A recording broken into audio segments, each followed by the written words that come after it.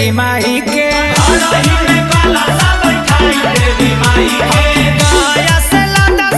चुनरी की नाई के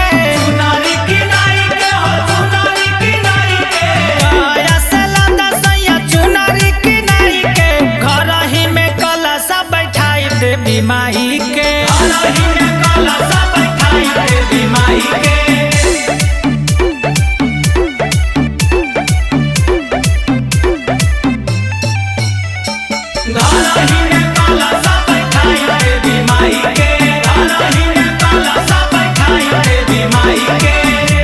किया सोनावा दीना भूखवा ना बरात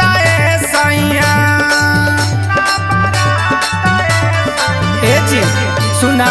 अजा के फला बोले मन बात सैया हले के यही मैया संगे अपन भैरो भाई के घरवे में कलशा बैठाई देवी माई के घरवे में कलशा बैठाई देवी माई के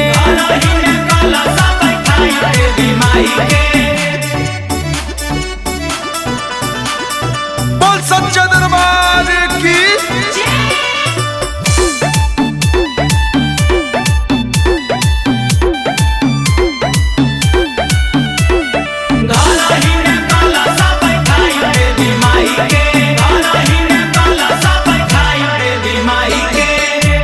कि घरे आई है मैया अगना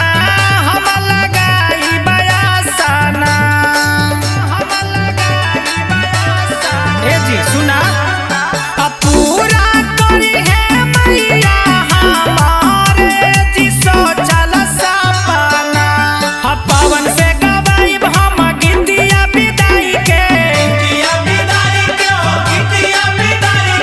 घर ही में कलशा बैठाई देवी माई के घर